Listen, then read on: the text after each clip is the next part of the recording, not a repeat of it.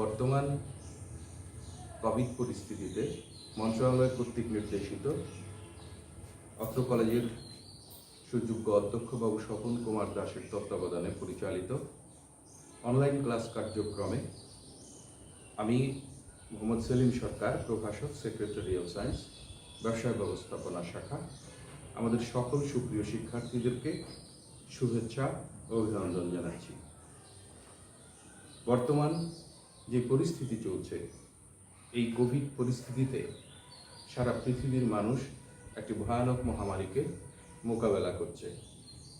সুপ্রিয় শিক্ষার্থী, তোমরা জানো আমাদের এইখানে মহামারী চলছে, কিন্তু তারপরও আল্লাহর অশেষ রহমতে এবং সরকারের কিছু সময়োপযোগী সিদ্ধান্ত, বিশেষত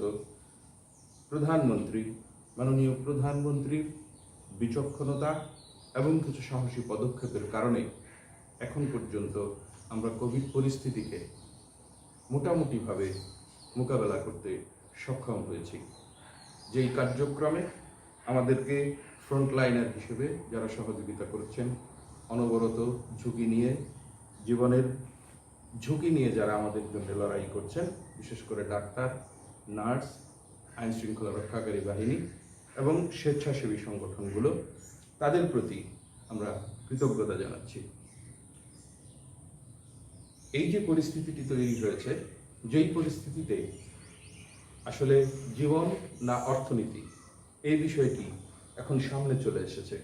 কারণ হচ্ছে, প্রথমত জীবনকে বাঁচাতে হবে, আবার জীবনকে বাঁচাতে হলেও অর্থনীতিকে টিকিয়ে রাখতে হবে। এই যে অবস্থা, এই অবস্থার মধ্যে আমরা গত 1-1.5 বছরে যেভাবে মোকাবেলা করেছি, সেটা একটি অনুকরণীয় দৃষ্টান্ত হিসেবে পৃথিবীতে প্রশংসিত হয়েছে।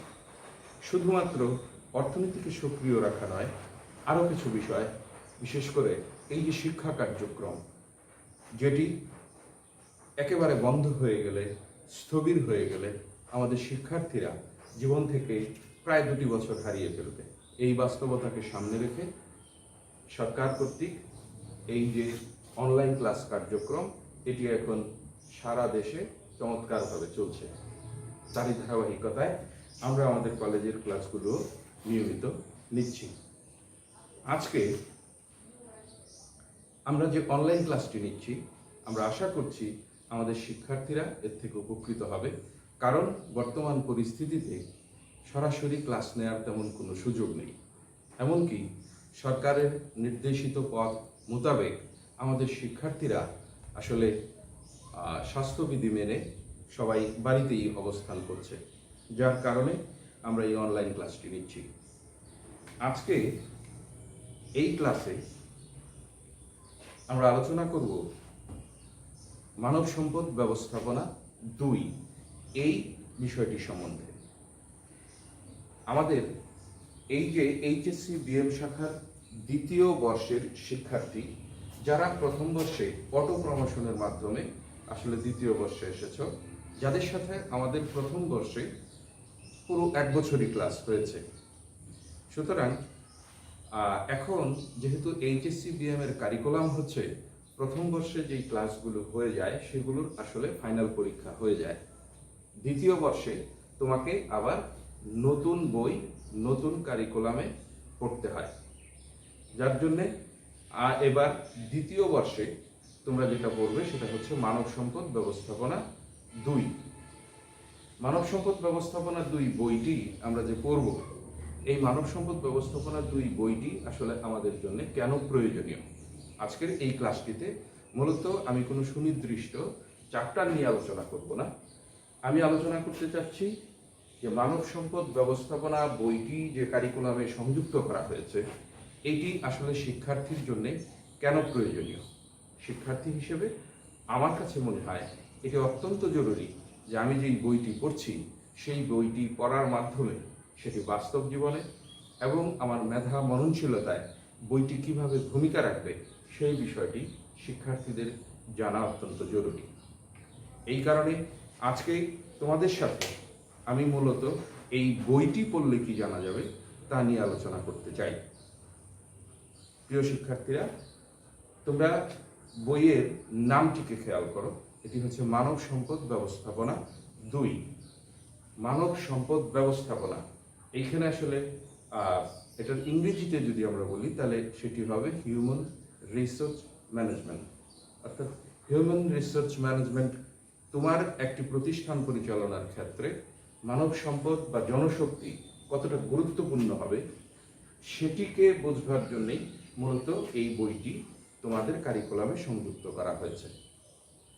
মানব সম্পদ ব্যবস্থাপনার 2 বইটির নাম্বার বিন্যাসের ক্ষেত্রে তোমাদেরকে একটু ধারণা নিয়ে দেওয়া দরকার। এই বইটিতে তোমাদের নাম্বার হচ্ছে 200। মানবন্টনটি হচ্ছে এরকম: ধারাবাহিক মূল্যায়ন তত্ত্বীয়তে হবে 40 এবং চূড়ান্ত মূল্যায়ন তত্ত্বীয়তে হবে 60। এই হচ্ছে মোট 100 নম্বর তত্ত্বীয়, আর ব্যবহারিকে হবে ধারাবাহিক মূল্যায়নে 50 এবং চূড়ান্ত মূল্যায়নে 50। এই মোট 100। অর্থাৎ মানব সম্পদ ব্যবস্থাপনা 2 আমরা 200 নাম্বারের পরীক্ষা দিব। সুতরাং বইটি অত্যন্ত গুরুত্বপূর্ণ। এক হচ্ছে পরীক্ষায় নাম্বার প্রাপ্তির ক্ষেত্রে, আরেক হচ্ছে বাস্তব জীবনে তুমি তোমার বাস্তব জীবনের সকল ক্ষেত্রে এই বিষয়গুলো সম্বন্ধে ধারণা না থাকলে তোমার পক্ষে খুব ভালোভাবে কোনো বিজনেস অথবা অন্য কোনো কার্যক্রম, যে সমস্ত কার্যক্রমের সাথে শ্রমিক, মজুরি, কর্মচারী এসবের সম্পর্ক আছে সেগুলোকে সুন্দরভাবে পরিচালনা করা সম্ভব হবে না। সুতরাং আজকে আমাদের এই যে আলোচনার বিষয়টি, সেই বিষয়টি নিয়ে আমরা এখন একটু বিস্তারিতভাবে কথা বলতে চাই। অর্থাৎ এই বইটিতে যে সমস্ত চ্যাপ্টারগুলোকে সন্নিবেশিত করা হয়েছে এই বিষয়গুলো সম্বন্ধে আমাদের একটা ধারণা থাকা দরকার। এই বইটিতে মূলত আমরা 6টি চ্যাপ্টার পাবো, অর্থাৎ 6টি অধ্যায় আছে এই বইয়ে। প্রথম অধ্যায় হবে পরিচিতিকরণ ও সামাজিকীকরণ। দ্বিতীয়টি হচ্ছে কর্মী সুবিধা, আমি শুধু অধ্যায়ের নামগুলো তোমাদেরকে বলছি। 3 কর্মীর স্বাস্থ্য ও নিরাপত্তা। 4 হচ্ছে পেশনা। 5 হচ্ছে শ্রমিক সংঘ শৃঙ্খলা। 6 হচ্ছে মানব সম্পদ উন্নয়নে তথ্য ও যোগাযোগ প্রযুক্তির ব্যবহার।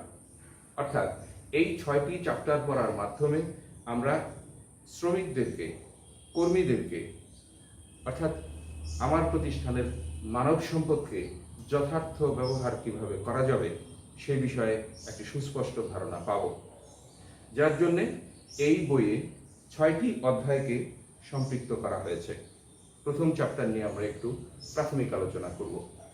এর আগে আমি তোমাদেরকে যেটা বলতে চাই সেটি হচ্ছে, তোমরা যখন ব্যবসায় ব্যবস্থাপনা বিভাগের ছাত্র তখন তোমাকে মনে রাখতে হবে যে এই কারিকুলামের মূল উদ্দেশ্য হচ্ছে ব্যবসায় সংক্রান্ত ধারণাগুলো তোমার মধ্যে স্পষ্ট করে দিয়ে দেওয়ার একটা চেষ্টা।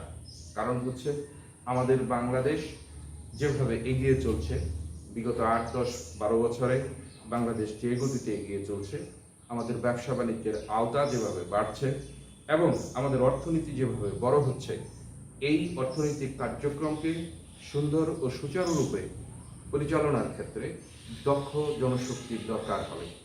সেই দক্ষ জনশক্তিকে দক্ষভাবে পরিচালনা করার জন্য এই কারিকুলামে এই বইটিকে সম্পৃক্ত করে দেওয়া হয়েছে।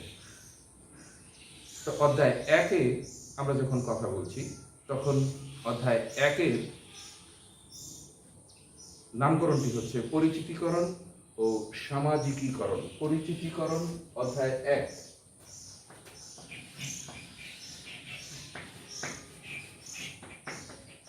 অধ্যায় 1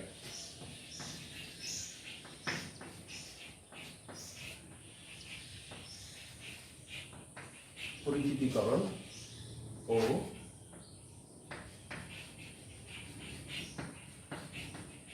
সামাজিকীকরণ। অর্থাৎ অধ্যায় 1 থেকে আমরা যে বিষয়ে ধারণা নিব সেটি হচ্ছে যে একটি প্রতিষ্ঠানে যখন কর্মচারী নিয়োগ করা হয়, নতুন কর্মী যখন একটি প্রতিষ্ঠানে আসে, সেই প্রতিষ্ঠানে সে যত দক্ষ কর্মী হোক না কেন তাকে পরিচিতি ও সামাজিকীকরণের বিষয়টিকে নিয়ে আসতে হবে আমাদেরকে। কারণ সে যতই দক্ষ কর্মচারী হোক, যখন সে নতুন একটি পরিবেশে আসবে, এবং নতুন পরিবেশে এসে সকলের সাথে যদি সে যথাযথভাবে পরিচিত হতে না পারে, যথাযথভাবে একটি প্রতিষ্ঠানের উদ্দেশ্য লক্ষ্য সম্বন্ধে ধারণা নিতে না পারে, সর্বোপরি একটি প্রতিষ্ঠানের সকল বিভাগ সম্বন্ধে একজন নতুন কর্মী যখন ধারণা নিতে না পারবে, তখন সে নিজের মধ্যে আড়ষ্ট থাকবে, সে যথার্থভাবে সুন্দর রূপে নিজেকে প্রকাশ করতে পারবে না। এই কারণে প্রথম চ্যাপ্টারে তোমাদেরকে পরিচিতিকরণ ও সামাজিকীকরণের বিষয়ের উপর গুরুত্ব দেওয়া হয়েছে। অর্থাৎ একজন কর্মী বা কতগুলো কর্মী যখন আমার প্রতিষ্ঠানে নতুন আসবে, তখন আমাদের প্রথম কাজ হচ্ছে ওই কর্মীকে আমার প্রতিষ্ঠানের সাবেক যে কর্মীরা আছে, সাবেক যে বিভাগগুলো আছে, সেই বিভাগের কর্মীদের সাথে নতুন কর্মীদেরকে পরিচিতিকরণ করা এবং সামাজিকীকরণ করা। অর্থাৎ তারা যাতে একটা দল হিসেবে আমার প্রতিষ্ঠানকে এগিয়ে নেওয়ার ক্ষেত্রে সকলে সমবেত প্রচেষ্টায় সামিল হয়। এই জন্য আমাদেরকে এই কাজটি করতে হবে। এই বিষয়ে আমরা পরবর্তীতে প্রত্যেক চ্যাপ্টারের জন্য আলাদা আলাদা বিশেষ ক্লাস নিব, কিন্তু আজকে যেহেতু আমাদের এই ক্লাসটি হচ্ছে মূলত বই সম্বন্ধে একটা ধারণা দেয়া, এই জন্য সংক্ষিপ্ত আকারে আমরা আলোচনা করছি। এরপরের অধ্যায়টি হচ্ছে অধ্যায় 2। অধ্যায় 2-এ এটার নামটিকরণ করা হয়েছে কর্মী সুবিধা। কর্মী সুবিধা এটি হচ্ছে আমাদের অধ্যায় 2। এই চ্যাপ্টারের মাধ্যমে আমরা যেটা জানতে পারবো সেটা হচ্ছে আমরা যে কর্মীদেরকে আমাদের প্রতিষ্ঠানে নিয়োগ দিয়েছি, অথবা আমাদের প্রতিষ্ঠানে যে কর্মীগুলো এসেছেন, আমাদেরকে যে জিনিসটি ক্লিয়ার করতে হবে, তাদের কাছে যে বিষয়টিকে পরিষ্কার করতে হবে, সেটা হচ্ছে সে এই প্রতিষ্ঠানে কাজ করলে কি কি সুবিধা সে পাবে।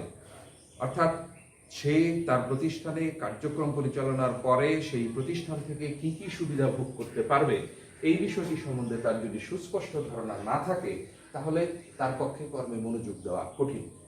এই জন্যে এই চ্যাপ্টারে আমরা আলোচনা করব কর্মী সুবিধা সম্বন্ধে, অর্থাৎ এমপ্লয়িজ বেনিফিটস। তার মানে হচ্ছে যে এমপ্লয়িরা কি কিভাবে বেনিফিটেড হবে। এই চ্যাপ্টারে আমরা পাবো কর্মী সুবিধার প্রকারভেদ, বেতন, মজুরি, বোনাস, ইনসেন্টিভ, এই বিষয়গুলো, গ্র্যাচুইটি, পেনশন, প্রভিডেন্ট ফান্ড, এই বিষয়গুলো সম্বন্ধে আমরা কর্মীদেরকে ক্লিয়ার ধারণা দিতে পারবো। অর্থাৎ একজন কর্মীকে তুমি যদি ভালোভাবে পরিচালনা করতে চাও, একটি কর্মীকে তুমি যদি যথার্থভাবে কাজে মনোনিবেশ করাতে চাও, তাহলে তাকে তার মস্তিষ্ককে, তার সাইকোলজিকে নিয়ন্ত্রণ করতে হবে। সেই সাইকোলজিকে নিয়ন্ত্রণ করতে গেলে আমাদেরকে তাদেরকে এই সুবিধাগুলো সম্বন্ধে বিস্তারিত ধারণা দিতে হবে। সুতরাং এই চ্যাপ্টার থেকে আমরা জানতে পারবো আমরা আমাদের কর্মীদেরকে কি ধরনের সুবিধায় আনবো, সেই সুবিধাগুলো কিভাবে দেওয়া যাবে, সেই সুবিধাগুলোর ধরন কেমন হবে, সেই সুবিধাগুলো নিয়ে কর্মী কিভাবে উদ্দীপ্ত হবে, এবং সেই সুবিধাগুলো প্রাপ্তির পর আমার প্রতিষ্ঠান কিভাবে তার লক্ষ্য অর্জন করবে, এই বিষয়গুলো সম্বন্ধে এই অধ্যায়ে আমরা আলোচনা করব। এরপরে হচ্ছে অধ্যায় 3। অধ্যায় 3 যার নামকরণ করা হয়েছে কর্মীর স্বাস্থ্য ও নিরাপত্তা। অর্থাৎ অধ্যায় 3-এ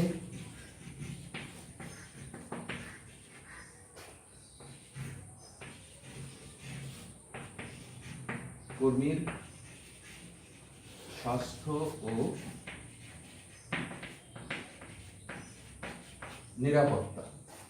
অর্থাৎ কর্মীকে শুধু সুবিধা দিলেই হবে না, কর্মীকে আরেকটা বিষয় নিশ্চিত করতে হবে, সেটা হচ্ছে কর্মীর জন্য নিরাপত্তার ব্যবস্থা করতে হবে। অর্থাৎ কর্মীকে শুধু বেতন দিলেই চলবে না, কর্মীকে আরো কিছু সুবিধার আওতায় আনতে হবে। সেই সুবিধার মধ্যে সবচেয়ে গুরুত্বপূর্ণ সুবিধা হচ্ছে কর্মীর স্বাস্থ্য সংক্রান্ত বিষয়ে সচেতনতা এবং নিরাপত্তা। অর্থাৎ আমার কর্মী প্রতিষ্ঠানে কর্মরত অবস্থায় কি কি ধরনের স্বাস্থ্য সুবিধা পাবে, তার জীবন কিভাবে নিরাপদ হবে, তার কার্যের পরিবেশ কতটা নিরাপদ হবে, তার কার্য পরিবেশ নিরাপদের ক্ষেত্রে আন্তর্জাতিক আইনে কি কি বিধান আছে, আমাদের জাতীয় নীতিমালায় কর্মীদেরকে কি কি ধরনের স্বাস্থ্য নিরাপত্তার কথা বলা আছে, এই বিষয়গুলো আমরা জানতে পারবো আমরা যদি এই চ্যাপ্টারটিকে ভালো মতো আয়ত্ত করে নিই। তার মানে হচ্ছে এই চ্যাপ্টার পড়লে আমরা জানতে পারবো যে আমার কর্মীকে কি ধরনের স্বাস্থ্য নিরাপত্তা দেয়া আমার জন্য জরুরি। আন্তর্জাতিক আইন অনুযায়ী আমি কি কি দিতে বাধ্য, জাতীয় নীতিমালা অনুযায়ী আমি কি কি দিতে বাধ্য, এবং মানবিকভাবে আমার কর্মী আমার কাছ থেকে কি কি ধরনের স্বাস্থ্য নিরাপত্তা পেতে পারে, সেই বিষয়গুলো সম্বন্ধে এই চ্যাপ্টার থেকে আমরা বিস্তারিত জানতে পারবো, এবং সেই অনুযায়ী আমার প্রতিষ্ঠানে আমি সেটার প্রয়োগ করতে পারবো। এখানে আমার প্রতিষ্ঠান বলতে আমি যেটা বোঝাচ্ছি, অর্থাৎ তুমি যখন শিক্ষার্থী, তুমি এটা শিখছো, মূলত হচ্ছে তুমি এটা কোনো না কোনো প্রতিষ্ঠানে তুমি বড় ম্যানেজার হবে, অথবা তত্ত্বাবধায়ক হবে, নিয়ন্ত্রক হবে। সেই সময় তোমার এই জ্ঞানগুলো তুমি তোমার কর্মীদের উপর প্রয়োগ করবে। এই জন্যে এই বইয়ে করবে স্বাস্থ্য নিরাপত্তা সম্বন্ধে আমাদের শিক্ষার্থীদেরকে পূর্ণরূপে ধারণা দিয়ে দেওয়ার চেষ্টা করা হচ্ছে। প্রিয় শিক্ষার্থী, আসলে আজকের এই ক্লাসটি কোনো একটি চ্যাপ্টারের উপরে না থাকার কারণে এটার আয়তন একটু ব্যাপক হচ্ছে। আমরা মূলত যেটা তৈরি করতে চাচ্ছি সেটা হচ্ছে যে একটা সামগ্রিক নলেজ, অর্থাৎ এই বইটার মধ্যে থেকে আমরা কি কি ধারণাগুলো পেতে পারি, এর পরবর্তীতে আমরা এগুলো আবার বিস্তারিত আলোচনা করব। তো এখন আমাদের হচ্ছে চ্যাপ্টার 4, অর্থাৎ অধ্যায় 4-এ কি বলা আছে। অধ্যায় 4-এ এইখানে কি কি বর্ণনা করা আছে। অধ্যায় 4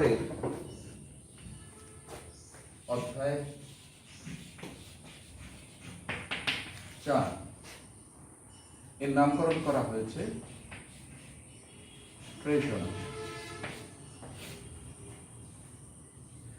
প্রেরণা, অর্থাৎ মোটিভেশন। এটি প্রতিষ্ঠানের কর্মীদের ক্ষেত্রে অত্যন্ত জরুরি একটা বিষয়। অর্থাৎ আমার প্রতিষ্ঠানের কর্মীদেরকে আমি যদি যথার্থভাবে পরিচালনা করতে চাই, তাদের কাছ থেকে যদি আমি তাদের সামগ্রিক পারফরমেন্সের বেশিরভাগটুকু আদায় করতে চাই, তাহলে তাদেরকে প্রেষিত করতে হবে, অর্থাৎ তাদেরকে প্রেরণা দান করতে হবে। প্রেরণার ইংরেজি হচ্ছে মোটিভেশন। তার মানে উদ্দীপ্ত করা, অর্থাৎ একজন কর্মী কিভাবে উদ্দীপ্ত হবে সেইটাকে মাথায় রেখে তাকে উদ্দীপ্ত করার মাধ্যমে তার কাছ থেকে যথার্থ কাজটুকু আদায় করাই হচ্ছে প্রেরণার কাজ। সুতরাং এটি অত্যন্ত গুরুত্বপূর্ণ বিষয়, শুধু এই বইয়ের জন্য না, যে কোনো ব্যবসা বাণিজ্যের ক্ষেত্রে, যে কোনো কর্মী নিয়ন্ত্রণের ক্ষেত্রে, যে কোনো ফ্যাক্টরি পরিচালনার ক্ষেত্রে, যে কোনো অফিস পরিচালনার ক্ষেত্রে প্রেরণা অত্যন্ত গুরুত্বপূর্ণ একটি বিষয়। সুতরাং এই বিষয়ে এই ক্লাস থেকে আমরা জানতে পারব যখন আমরা প্রেরণাকে বিস্তারিত আলোচনায় যাব। সুতরাং আমরা আজকে যেটা জানলাম সেটি হচ্ছে প্রেরণা আমার জন্য গুরুত্বপূর্ণ। এই প্রেরণা দানের পদ্ধতি কি হবে, এক এক ব্যক্তিকে এক একভাবে প্রেষিত করা যাবে, প্রেরণা দান করলে কি হবে, প্রেরণা দানের পরবর্তীতে ফলাবর্তনটা কি হবে, সেটা প্রতিষ্ঠানের জন্য কতটা লাভজনক হবে, এই সকল বিষয়গুলো আমরা পরবর্তীতে প্রেরণাকে বিস্তারিত আলোচনার মাধ্যমে জানতে পারব। সুপ্রিয় শিক্ষার্থী, আসলে বিষয় হচ্ছে যে অনলাইন ক্লাস কার্যক্রম এমন একটি কার্যক্রম যেটি আসলে আমাদেরকে বাধ্য হয়ে নিতে হচ্ছে, কারণ সামনাসামনি শিক্ষার্থীদের সাথে শিক্ষকের ক্লাস নেয়ার যে আনন্দ, সেই আনন্দের সাথে তুলনা করলে এটি আসলে খুব তুলনা করার মতো নয়। কারণ হচ্ছে যে সামনে শিক্ষার্থীরা থাকলে তারা আমাদেরকে প্রশ্ন করতে পারে, তারা তাদের মনের কথা বলতে পারে, আমরা তাদের সাথে আরেকটু বেশি শেয়ার করতে পারি। এই সকল বিষয়কে মাথায় রেখেই আমাদের অনলাইন ক্লাসটি নিতে হচ্ছে, কারণ হচ্ছে এর কোনো বিকল্প আসলে আমাদের হাতে নেই।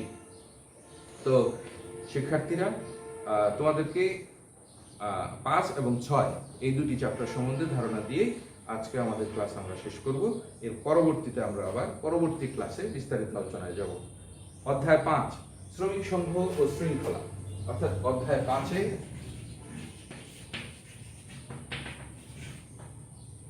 শ্রমিক সংঘ ও শৃঙ্খলা, অর্থাৎ একটি প্রতিষ্ঠানে যখন অসংখ্য কর্মী থাকবে তখন সেইখানে স্বাভাবিকভাবেই শ্রমিকদের অধিকার থাকবে তাদের সংগঠন তৈরি করবার। কারণ শ্রমিক সংঘ বা শ্রমিক সংগঠন না থাকলে অনেক সময় শ্রমিকরা মালিকদের দ্বারা নির্যাতিত হওয়ার সম্ভাবনা থাকে। এটি যেমন সত্য, আবার শ্রমিক সংঘ বেশি কার্যকর থাকলে অনেক সময় প্রতিষ্ঠানে শৃঙ্খলা বিঘ্নিত হয়। কারণ তারা সংগঠনের মাধ্যমে মালিক পক্ষকে অনেক সময় জিম্মি করে নেয়। এই জন্যে শ্রমিক সংঘ ও শৃঙ্খলার মধ্যে যে সমন্বয় সাধন, সেটা কতটুকু অধিকার শ্রমিককে দেওয়া লাগবে, দেওয়া যাবে, আবার কতটুকু শৃঙ্খলা প্রতিষ্ঠানের জন্য রক্ষা করতে হবে, এর যে ব্যালেন্সিং অবস্থা, সেই অবস্থাটুকু তৈরি করবার জন্য এই শ্রমিক সংঘ ও শৃঙ্খলা অধ্যায়টিকে বিস্তারিতভাবে আমাদেরকে পড়তে হবে, কারণ এটিও একটি প্রতিষ্ঠানের লক্ষ্য অর্জনের জন্য অত্যন্ত জরুরি। এরপরে আমাদের সামনে যেটি আসবে সেটি হচ্ছে শেষ অধ্যায়, অর্থাৎ শেষ অধ্যায়টি হচ্ছে অধ্যায় 6 নম্বর অধ্যায়ের নামকরণ করা হয়েছে মূলত মানব সম্পদ উন্নয়নে তথ্য ও যোগাযোগ প্রযুক্তির ব্যবহার। অর্থাৎ অধ্যায় 6-এ আমরা আলোচনা করব মূলত হচ্ছে মানব সম্পদ উন্নয়নে তথ্য ও যোগাযোগ প্রযুক্তিকে কিভাবে আমরা ব্যবহার করতে পারি। কারণ হচ্ছে তথ্য ও যোগাযোগ প্রযুক্তির যে প্রচলন, সেটা আগামী দিনে আরো অনেক বেশি বাড়বে, সেটা আমরা বলতেই পারি। কারণ বিগত 10 বছর আগেও তথ্য ও যোগাযোগ প্রযুক্তির এতটা প্রভাব ব্যবসায়িক ক্ষেত্রে ছিল না, কিন্তু গত 10 বছরে তথ্য ও যোগাযোগ প্রযুক্তির মাধ্যমে আসলে ব্যবসায়ের ধরনটাকেই পাল্টে দেওয়া হয়েছে। 20, 30, 50 বছর আগের ব্যবসায়ের যে ধরন ছিল, সেই ব্যবসাকে আধুনিকায়ন করে ব্যবসাকে অত্যন্ত কার্যকর জায়গায় নিয়ে আসার ক্ষেত্রে তথ্য ও যোগাযোগ প্রযুক্তি অত্যন্ত গুরুত্বপূর্ণ ভূমিকা পালন করেছে। সুতরাং এই বিষয়টি নিয়েও আমরা এই বইয়ে আলোচনা করব। এই বইয়ে এই আলোচনার মাধ্যমে আমরা ইমেইল, ই-ফাইলিং, ই-কমার্স, ওয়েবসাইটের ব্যবহার, বাণিজ্যিক পত্রের ধরন, কাঠামো, সর্বোপরি ইনফরমেশন টেকনোলজির মাধ্যমে যোগাযোগ ব্যবস্থাকে অনেক বেশি সহজ ও সাবলীল করে আমরা আমাদের প্রতিষ্ঠানকে অত্যন্ত চমৎকারভাবে সামনের দিকে এগিয়ে নেওয়ার ক্ষেত্রে এই তথ্য যোগাযোগ প্রযুক্তির ব্যবহার করব। সেই জন্যে আমাদেরকে তথ্য যোগাযোগ প্রযুক্তি সম্বন্ধে একটা ভালো ধারণা নিতে হবে, যার কারণে এই বইয়ে এই চ্যাপ্টারটিকে সংযুক্ত করা হয়েছে। মূলত প্রিয় শিক্ষার্থীরা, আসলে মূলত আজকের এই ক্লাসের মাধ্যমে আমি তোমাদেরকে যেটি ধারণা দেওয়ার চেষ্টা করেছি সেটি হচ্ছে যে আমরা যেই বইটিকে পড়তে যাচ্ছি সেই বইটির কার্যকারিতা। কারণ হচ্ছে এর কার্যকারিতা তোমার মাথায় না থাকলে, এর কার্যকারিতা সম্বন্ধে তোমার সুস্পষ্ট ধারণা না থাকলে তোমার পক্ষে এই বইটি আনন্দের সাথে পড়া কঠিন হবে। যেই কারণে আমি মোটামুটিভাবে আলোচনা করে দিলাম। এর পরবর্তী ক্লাসগুলোতে আমরা প্রত্যেকটি চ্যাপ্টার ওয়ারি এই ক্লাসগুলো নিয়ে, প্রত্যেকটা ক্লাসে এই চ্যাপ্টারগুলো নিয়ে আলোচনা করব। আশা করি তোমরা সেই সমস্ত ক্লাসগুলো অত্যন্ত মনোযোগের সাথে করবে। আর সর্বোপরি যেটা বলতে চাই সেটা হচ্ছে যে আগেও বলা হয়েছে যে বর্তমান যে পরিস্থিতিটি চলছে, এই পরিস্থিতিটি কোনোভাবেই কাঙ্ক্ষিত নয়। এই পরিস্থিতিটি মোকাবেলা করবার জন্য আসলে আমরা কেউই প্রস্তুত ছিলাম না, কিন্তু তারপরও আমাদেরকে এই পরিস্থিতিতে পড়তে হয়েছে এবং এই পরিস্থিতিকে মোকাবেলা করতে হচ্ছে। সুতরাং এইখানে আমাদের যেমন দায়িত্ব, তোমাদের যেমন দায়িত্ব, সকলের দায়িত্ব হচ্ছে স্বাস্থ্যবিধি মেনে অবশ্যই জীবনকে যাপন করা। প্রথম স্বাস্থ্যবিধির সবচাইতে বড় শর্ত হচ্ছে মাস্ক পরিধান করা। সেটাকে অবশ্যই পড়তে হবে। জনসমক্ষে গেলে, জনগণের কাছাকাছি গেলেই তোমাকে মাস্ক পরিধান করতে হবে। এর বাইরে যতটুকু সামাজিক দূরত্বের কথা আমাদের কোভিড নীতিমালা অনুযায়ী বারবার টেলিভিশন, রেডিওতে প্রচার করা হচ্ছে, সেই বিষয়গুলো আমাদের শিক্ষার্থীরা মান্য করবে এবং মান্য করেই আমাদের শিক্ষা কার্যক্রমকেও তারা এগিয়ে নিয়ে যাবে। এই প্রত্যাশা রেখে আজকে আমার এই ক্লাস এখানে শেষ করছি। ধন্যবাদ সবাইকে।